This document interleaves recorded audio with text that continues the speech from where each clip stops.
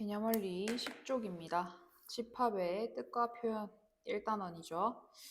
자, 집합이 뭔지 한번 봅시다. 집합은 어떤 기준에 따라서 대상을 분명하게 정할 수 있을 때입니다. 분명하게. 그래서 그 대상들의 모임, 그것을 우리가 집합이라고 얘기를 하죠. 자, 그리고 나서 그 대상을 우리가 뭐라고 얘기를 하냐 하면 그 대상 하나하나를 우리는 원소라고 얘기를 합니다. 여기까지 용어 설명이었어요. 자, 집합과 원소 사이에 관계가 있는데, 자, 이게 무슨 말이지? 자, 예를 들어서 A가 small a, 여기 소문자 A가 있어요. A가 어떤 집합 대문자 A의 원소일 때 A는 집합 A에 속한다라고 얘기를 하는데 이것을 우리가 요렇게 쓰거든요. 요렇게. 자, 그러면 지금 여기서 요런 표현을 좀 써볼 수 있습니다. 그 소문자 A는 보통은 우리가 소문자 알파벳을 원소로 쓰고요. 그 다음에 대문자 알파벳을 집합의 이름으로 약속을 하거든요. 아무 말이 없으면. 그래서 이것을 기호로 이렇게 나타내고 B가 집합 A의 원소가 아닐 때는 B는 집합 A에 속하지 않는다. 그죠? 그러면은 B는 A에 속하지 않는다를 이렇게 표현합니다. 자, 그러면 우리가 10쪽에 있는 1번 개념을 한번 살펴봤고요. 그리고 밑에 보면 집합의 표현 방법이 여러 가지가 나와요. 자, 드디어 이제 본격적인 집합인데, 자, 쌤이 한번 해볼게요. 집합을 우리가 A라는 집합을 하나 예시로 가져오겠습니다. 자, 이 A라는 집합을 표현할 때는 이런 중괄호를 써줘요. 이 중괄호 안에 원소들을 쭉 나열하는 겁니다. 그래서 원소를 나열한다고 해서 우리는 원소 나열법이라고 하는 이런 집합을 표현하는 첫 번째 방법이 있어요. 그래서 1, 2, 3, 4, 5 여기 사이에는 컴마를 찍어주고요. 그러면 이렇게 집합을 A를 표현을 했습니다. 집합 A를. 자, 그러면 조건 제시법은 자, 여기 중요해요. 집합에 속하는 모든 원소들이 갖는 공통된 성질, 이 성질을 조건으로 제시한다는 거거든. 처음에 이게 도대체 무슨 말이야? 라고 하는데, 자, 쌤이 한번 해볼게요. 여기서 쌤이 여기 포함되는 원소를 그냥 소문자 A라고 한번 얘기를 해볼게요. 소문자 A. 그리고 여기에 바를 이렇게 긋습니다. 바. 그리고 여기 뒤편에는 여기 있는 1, 2, 3, 4, 5에 대한 성질을 여기다 뒤에 써주는 거예요. 어떤 성질이 있을까? 쌤은 A는 이 아이들 하나하나, 원소 하나하나는 전부 다 5 이하의 자연수라는 공통된 성질이 있죠. 5 이하의 자연수 이렇게 해도 되고요. 뭐 조금 더 어렵게 해볼까요? 조금 더 어렵게 표현하면 뭐 이런 것도 됩니다. 뭐 이런 식으로 절대값 뭐 A 이런 식으로 해서 바를 취하고요. 그리고 여기서 A는 마이너스 5 이상 마이너스 1 이하의 정수 이런 식으로 표현을 해도 상관이 없겠죠. 그러니까 내 마음대로 표현을 하면 돼요. 공통된 성질을. 뭐 누가 봤을 때는 5 이하의 자연수라고 볼 수도 있고 아니면은 뭐 절대값을 씌워놨네 뭐 음수에다가 이렇게 표현을 할 수도 있고 그죠? 조건 제시법은 꼭 하나로만 나타낼 수 있는 건 아니에요. 공통된 성질이 여러 개 있을 수도 있잖아, 그지? 그래서 이게 조건 제시법인데 처음부터 너무 어렵게 생각하지 말고 한 요 두 번째 예시 정도 생각하시면 되겠어요. 그 다음 벤 다이어그램이라는 게 나오는데 벤 다이어그램은 여기 집합을 나타낸 그림을 이렇게 얘기합니다. 여기 보이는 이런 것들. 자, 그럼 여기서 자, 요거는 조금 알고 가야 돼요. 집합에서는 만약에 원소가 1이 2개 들어가는 집합 이런 것들은 없습니다. 이런 것은 없어요. 하나만 씁니다. 하나만. 그래서 1이 여러 개 있더라도 그냥 이렇게 1 하나만 쓰는 거예요. 오케이? 자, 그 다음에 요것도 하나 알아놓읍시다.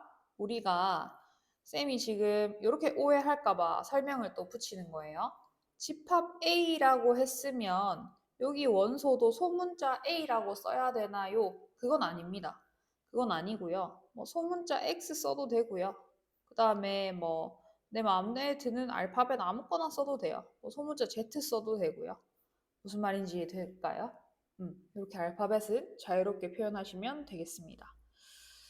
자, 그 다음에 넘어가서 요 개념은 11쪽에 있어요. 개념 원리 11쪽에 원소의 개수에 따른 집합의 분류인데 요 정도까지 알고 나서 이제 함수를 공부할 수 있는 집합은 끝입니다. 여기까지가. 원소 개수에 따른 집합의 분류라고 나오는데요.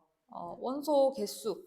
자, 수학에서는 우리가 원소를 셀 수 있으면 유한이라고 얘기를 하고요. 그 다음에 원소를 셀 수 없다라고 하면 무한이라고 얘기를 해요. 그러면 원소가 유한계인 집합을 우리는 유한집합이라고 하고 원소가 무수히 많으면 우리는 무한집합이라고 합니다. 여기서 중요한 개념이 하나 나오는데 공집합이라고 하는 게 나와요. 공집합. 자, 공집합은 뭐냐 하면 빌공자를 쓴 빌공자 아나요? 한자? 그 공집합을 얘기하는데 비어있는 집합이라는 거예요. 다시 말해서 원소가 없다는 거야. 그러면 공집합은 원소가 없기 때문에 원소 개수를 셀 수가 있죠. 0개. 없잖아, 그지? 그러면은 걔는 유한집합이에요, 공집합은. 이해됩니까? 이것은 기호로 우리가 이렇게 나타냅니다. 이렇게 기호를 좀 익혀두시고 많은 친구들이 처음에는 쌤 그럼 공집합은 이렇게 쓰는 거 아닌가요? 아닙니다. 자, 집합 기호를 이렇게 중괄호를 쓰려면 적어도 원소가 하나 이상 있을 때 이런 중괄호를 쓸 수가 있고요. 원소가 하나도 없으면 이런 공집합 기호를 쓰셔야 돼요. 여기까지 이해되죠? 자, 유한집합 원소의 개수 한번 보겠습니다. 집합 A가 유한집합일 때 집합 A의 원소 개수를 이렇게 나타낸다고 합니다. 넘버를 따서 n이라고 하고요. 그래서 n하고 여기 안에는 집합 이름을 쓰시면 되겠어요. 집합 이름. 요게 바로 뜻이 뭐다? 집합의 원소 개수를 얘기합니다. 집합의 원소 개수. 자, 그럼 여기서 당연히 여기 안에 들어가는 집합은 무슨 집합이다? 유한집합이 돼야겠죠. 그러면 공집합은 원소가 하나도 없으니까 0이겠지. 이해됐죠? 여기까지가 개념이고요. 넘어가면 이제 13쪽에 우리 필수 예제 나옵니다. 그 나오기 전에 이제 12쪽 개념 원리 익히기를 풀고 오시고요. 개념 노트 꼼꼼하게 작성을 해서 중요한 것들 그리고 여러분들이 이해할 수 있는 표현으로 이제 노트를 작성을 해 놓으시고 집합의 뜻을 한번 보겠습니다. 다음 중 집합인 것을 모두 고르면 자, 우리 반에서 키가 작은 학생들의 모임 분명한 거라 했어요. 대상이 분명한 거. 키가 작은 학생들의 모임 분명한가요? 대상이? 아니죠. 내 키가 만약에 180이야. 그러면은 179인 학생도 나보다 작잖아. 애매하단 말이야. 그러면은 분명한 건 아니거든요. 예쁜 여학생들의 모임.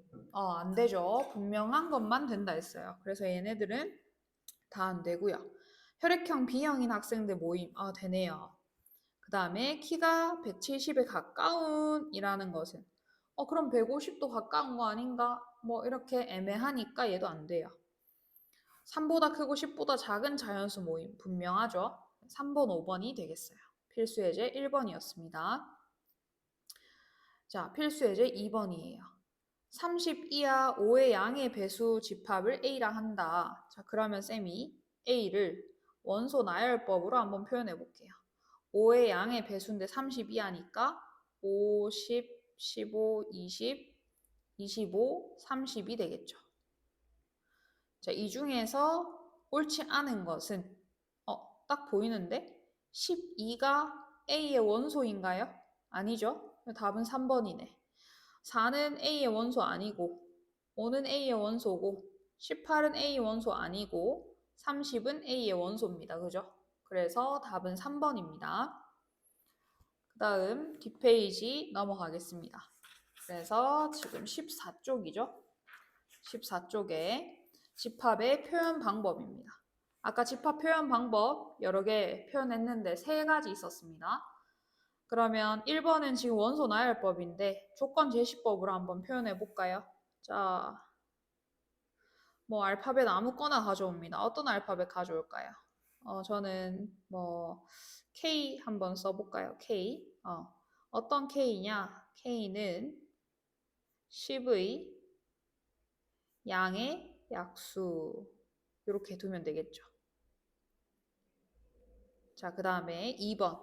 3, 6, 9, 12, 땡땡땡 이렇게.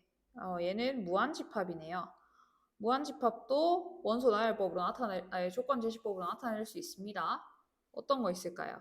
3의 배수라고 하는 게 제일 편하겠다, 그죠? 그래서 쌤은 그냥 x 바 x는 3의 양의 배수 이렇게 나타낼 겁니다. 자, 3번. x는 1보다 크고 14보다 작은 짝수. 지금 조건 제시법이죠. x에 맞는 이제 짝수들을 찾아주면 됩니다. 2, 4, 6, 땡땡땡, 14 여기까지. 3으로 나누었을 때 나머지가 1인 자연수는 무한집합이네요. 그러면 1도 되고요. 4도 되고요. 7도 되고 3씩 다 커지겠죠. 10도 되고 맞네요. 그래서 이렇게 표현하면 되겠어요. 됐지? 자, 넘어가 볼까요? 14쪽에 4번입니다. 자, 해석 한번 해볼게요. 천천히. 자, X라는 원소를 가져옵니다. 어떤 원소냐? A의 원소입니다. 자, Y라는 원소를 또 가져와요. A에 속해 있는 그 둘을 더해 놓은 것을 원소로 가진다고 합니다. 그러면 B라는 집합은 자, X가 0이고 Y 0이 될 수 있죠? 0 더하기 0도 되고 0 더하기 1도 되고 0 더하기 2도 되고 그 다음에 1 더하기 1은 어차피 2니까 중복해서 안 씁니다. 우리는. 그 다음에 1 더하기 2 하면 3 되겠죠? 2 더하기 2 하면 4 되겠죠? 여기까지네요. 이해되나요? 그 다음에 이번에는 두 개를 곱하는 거네요. 가져와서 곱하기 한번 해봅시다. 0이랑 곱하면 다 0 되니까 0. 그 다음 1 곱하기 1 하면 1. 그 다음 1 곱하기 2 하면 2. 2 곱하기 2 하면 4까지 되겠죠. 그래서 0, 1, 2, 4 이렇게 됩니다. 해석을 잘 해보셔야 되고 넘어가서 필수 예제 5번 해보겠습니다. 15쪽입니다. 다음 중 무한집합인 것을 모두 고르면 자 여기서 n이 1, 2, 3, 4 조건제시법이네요. 그 n을 여기다 대입했을 때 나오는 x 값을 원소로 가지네요. 그러면 이 원소 나열법으로 표현해보면 얘는 3, 6, 9, 12가 되네. 그러면 얘는 유한집합이죠. 4개니까. 그 다음에 1과 2 사이의 기하분수. 이거는 조금 기초다, 그지? 기하분수 뭐 있을까? 엄청 많아요. 뭐 예시로 들어볼게. 2분의 3, 3분의 4, 4분의 5. 엄청 많지 않아? 무한인데, 얘는? 그지? 3번은 무한입니다. 9보다 큰 한 자리 홀수. 얘는 공집합이죠. 9보다 큰 한 자리 홀수 없거든요. 그래서 얘는 유한집합이에요. 세 자리 자연수. 헐, 세 자리 자연수는 100부터 999까지잖아. 그러면은 얘는 유한입니다. 유한. 끝이 있기 때문에. 자, 얘는요. 2차 부등식 풀 줄 알아야 돼. x, 마이너스 1, 마이너스 2 해서 x가 1과 2 사이에 유리수를 얘기하네요. 유리수 무한계죠. 따라서 3번, 5번이 무한집합입니다. 되겠죠? 자, 그 다음에 필수 예제 6번 보겠습니다. 유한집합의 원소의 개수. 다음 중 옳은 것은 자, A라는 집합의 원소가 하나도 없대요. 공집합인가요, A가 지금? 아닌데? 0이라는 원소가 하나 있는데? 그지? 이거 틀렸어요. 0이라는 원소 하나가 있기 때문에 얘는 1입니다. 1. 그죠? 2번 보세요. 요런 집합입니다. 요런 집합. 요런 집합 지금 원소 몇 개입니까? 2개죠. 얘도 틀렸어요. 2개입니다. 자, 얘는 지금 원소 몇 개입니까? 그쵸. 3개죠. 얘는 원소 몇 개예요? 2개죠. 그럼 3에서 2를 뺐으니까 1 맞네요. 3번은 맞습니다. 자, 3이라는 원소 하나를 갖고 있는 집합의 원소 개수 1. 5라는 원소를 갖고 있는 집합의 원소 개수 1. 이 2개는 같은 겁니다. 그러면 4번 틀렸고요. 그래서 자, 5번이 상당히 중요한 보기가 되겠습니다. 요거 이해하면 자, 0이라는 원소 하나 갖고 있어요. 1입니다. 공집합 원소 0이죠? 공집합이라는 원소를 가지고 있는 집합입니다. 이런 집합 기호가 쓰여져 있다는 것은 안에 원소가 있다는 겁니다. 그래서 얘는 1이에요. 1. 얘는 몇 개죠? 원소가 2개죠? 나 더하면 얼마 나와야 돼? 4 나와야 돼. 4. 그래서 5번 틀린 거죠. 답은 3번입니다. 생각하면서 풀길 바라면서 이렇게 해서 15쪽까지 개념을 다 한번 봤습니다.